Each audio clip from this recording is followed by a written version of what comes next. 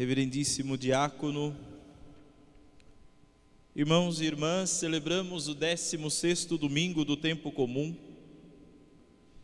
Jesus, que na semana passada nos falava do semeador que saiu a semear e as sementes caíram em diferentes tipos de terreno, beira de caminho, terreno pedregoso, meio dos espinhos e também em terra boa, e essas últimas deram frutos.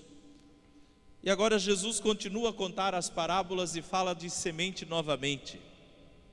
O trigo, que é semeado e que brota. Mas fala que também existe uma outra planta, o joio, que também brota. E que crescem juntas e são parecidas, a ponto dos empregados aqui dizerem ao patrão, né? Senhor, não semeaste boa semente no teu campo? De onde veio então o joio? O dono respondeu, foi algum inimigo que fez isso. Os empregados lhe perguntaram, queres que vamos arrancar o joio? Porque eles não entendem, assim como os discípulos também não entenderam, porque Jesus aqui conta 3 parábolas, né? A do joio e do trigo, a da semente de mostarda e a de porção de fermento na massa. A semente de mostarda e o fermento na massa os discípulos entendem, não perguntam nada sobre. Mas essa parábola do joio e do trigo causa na cabeça dos discípulos aquilo que talvez aconteça comigo e com você também. Por que é que o bem e o mal precisam conviver? Por que é que Deus não acaba com a maldade do mundo? De vez em quando, claro que vocês são muito mais santos do que eu, vocês jamais pensariam isso que eu vou falar agora, porque eu penso. De vez em quando eu penso assim, gente, tem morrido tanta gente boa, por que tem uns fiados da mãe que não morrem? Por que Deus não leva? Vocês pensam isso também, gente? Ou é só eu mesmo? Hã? Vocês pensam, né? Ai, que bom, pelo menos fica um pouco mais aliviado que nós divide o pecado aqui, não fica muito para todo mundo, né? Mas os discípulos ficaram inquietos com isso, como nós também. Por que é que o bem e o mal precisam conviver? Por que é que a maldade, ela precisa continuar existindo? Não seria mais fácil arrancar tudo? Foi o que disseram os empregados aqui. Queres que vamos arrancar o joio? Que às vezes dá vontade, não dá? E aí Deus diz assim, não, calma, deixa crescer, para que no tempo da colheita ele seja arrancado, para que não aconteça de que cortando, arrancando o joio, arranqueis também o trigo. E aqui é necessário compreendermos que joio e trigo são plantas muito parecidas. Só dá para fazer distinção entre uma e outra na hora da colheita, depois que já está seco e é hora de arrancar. Por quê? Porque o pé de trigo tem aquele cacho, e naquele cacho dentro das palhas tem semente de trigo, os grãos. O joio tem o pé, tem o cacho, mas ele não é vazio, mas ele não tem grão dentro, ele é vazio, é só palha. Então na hora de arrancar é fácil de saber, um pesa e o outro não pesa. O que está curvado para baixo é trigo, o que permanece em pezinho é joio, não tem nada dentro, é oco. Mas isso só é perceptível na hora da colheita. E por que é que o dono diz para os empregados não arrancarem? Porque o dono aqui é Deus, e é somente Ele que vai poder fazer a distinção. Nós ouvimos no salmo de hoje, né? Vós, porém, sois clemente, fiel, sois amor, paciência e perdão.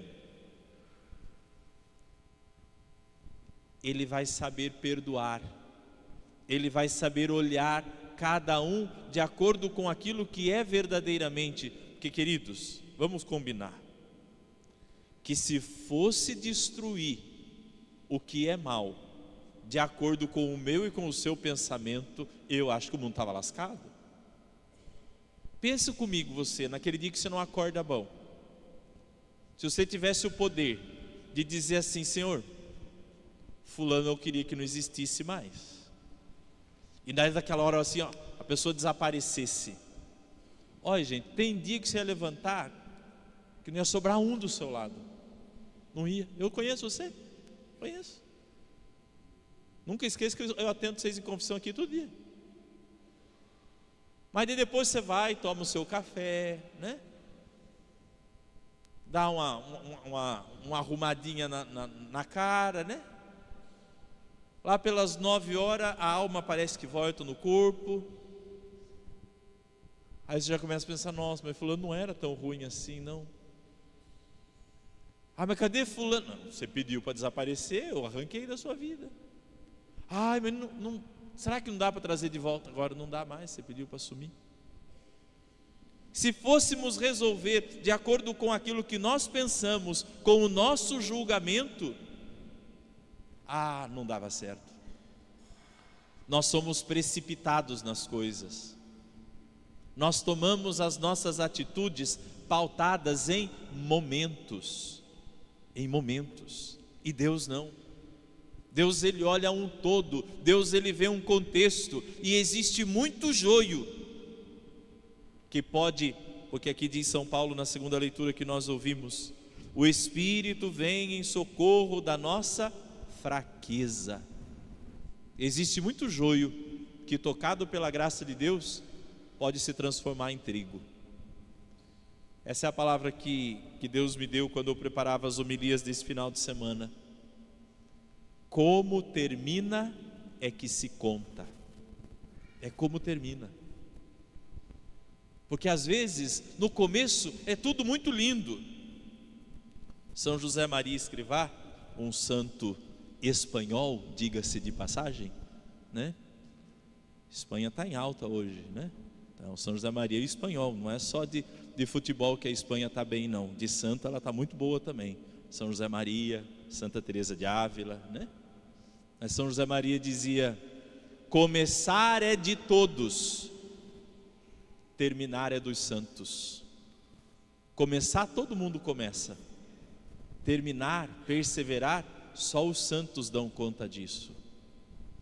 E essa palavra que Deus me deu para trazer para vocês, como termina é que se conta, fala muito da paciência de Deus. Da paciência de Deus que vai olhando o processo. Esse processo que nós às vezes não temos paciência de esperar, de aguardar.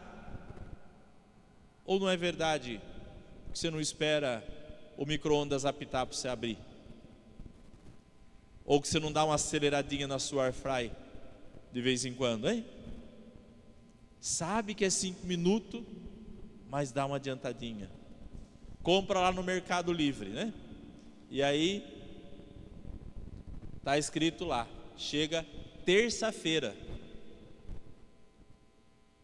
Amanhã você acorda cedo, o que você vai fazer? Vai entrar no aplicativo para ver onde é que está a sua encomenda. Espera, meu filho.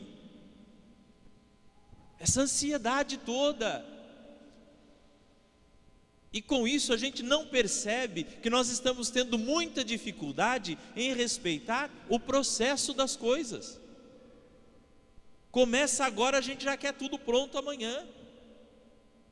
E por não saber respeitar o processo, nós corremos o risco de jogar fora muito trigo, achando que é joio, porque ainda não está pronto, porque ainda não passou pelo processo, porque ainda não se deixou tocar pela graça de Deus, porque ainda não foi tocado pelo Espírito Santo. Mas Deus não. Deus é amor, é clemente, é a paciência, é perdão. Quem tem paciência não age por impulso.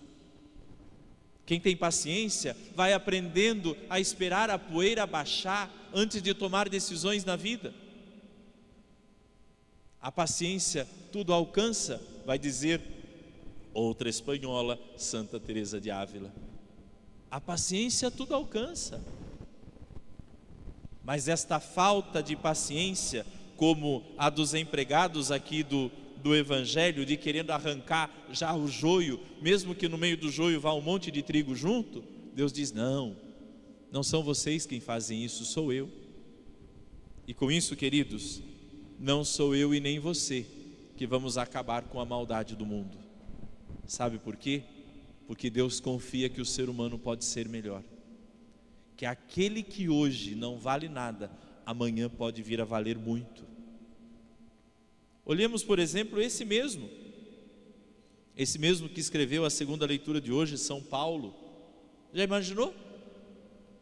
Se ele tivesse sido morto enquanto era Saulo de Tarso, aquele que perseguia os cristãos? Era um joio, mas um dia ele foi alcançado por Jesus. Jesus encheu o coração de Saulo, se tornou Paulo, e olha quem ele veio a ser: o grande evangelizador de tantos e tantos povos. Entre o começo e o fim, o que aconteceu? A graça de Deus. E com isso nós precisamos olhar para a nossa vida e entender: as coisas, elas precisam caminhar para terminar bem. E quantas coisas não começaram bem? Quantas? Eu lembrava que hoje, quantos casamentos começaram do jeito errado? Quanta gente se juntou, foi morar junto, e as pessoas diziam assim: esse aí não vai dar certo. Esse casal, olha, é uma questão de tempo. De repente, os dois começaram a buscar Deus juntos. Deus encontrou espaço dentro daquela casa, Deus encontrou espaço no coração daquela família, e de repente eles foram se abrindo para a graça de Deus, deixaram que o Espírito Santo viesse em socorro das suas fraquezas, e hoje são um exemplo de família, de pais, de esposo, de esposa, com seus 30, 40, às vezes 50 anos de casamento, porque entre o começo e o agora existiu o quê? A graça de Deus. Quantos que aconteceu o contrário, não é? Começa que aquela coisa assim, coisa mais linda do mundo, né? É benzinho para cá, benzinho para lá, né? Aquele namoro fofinho que a gente fala, sabe? Ai, meu ursinho, ai, minha gatinha, né? Agora, depois de 20 anos, sua vaca, né? Seu hipopótamo, cavalo, né? Quando falta a graça de Deus, os bichos começam a crescer, né? O gatinho vira cavalo, né? A ursinha vira vaca, sem a graça de Deus. Começou tão bem, mas no meio do processo esqueceu-se da graça e termina mal. A minha e a sua história, queridos, ela vai ser contada pela maneira como ela termina, não pela maneira como ela começou. Isso nós vemos num período, por exemplo, de 24 horas de um dia. Quantas vezes o dia começa ruim, gente? Começa mal, sem vontade de fazer nada, chuveiro não esquenta para tomar banho, não é? Vai fazer café, acaba gás. Nossa Senhora, que dia, não? E aí vai acontecendo o processo, e você vai vivendo, e vai lembrando de Deus, e vai colocando Deus no meio das coisas, e o dia termina maravilhoso. E aquele dia se torna fecundo, e as coisas começam a acontecer de um jeito extraordinário. É como termina que se conta. Queridos, o joio e o trigo, eles estão nesse mundo, eles fazem parte desse mundo em que nós estamos, o bem e o mal, o certo, o errado, o justo e o injusto, e eles permanecem por quê? Porque Deus continua acreditando no ser humano, que ele pode se tornar melhor. Deus continua investindo no ser humano, derramando a sua graça, dando do seu espírito, dizendo: vamos lá, eu confio, você pode ser melhor, você dá conta, você vai dar certo. Deus continua acreditando. Deus não desiste de ninguém. Deus não desiste. Nós é que temos essa mania de dizer assim: ah, esse aí não tem jeito mais, esse aí não vale a pena mais. Fala isso para uma mãe. Fala isso para uma mãe cujo filho só dá trabalho, só faz coisa errada, só mete o pé pelas mãos o tempo todo. E aí vai lá a mãe e recolhe dentro de casa.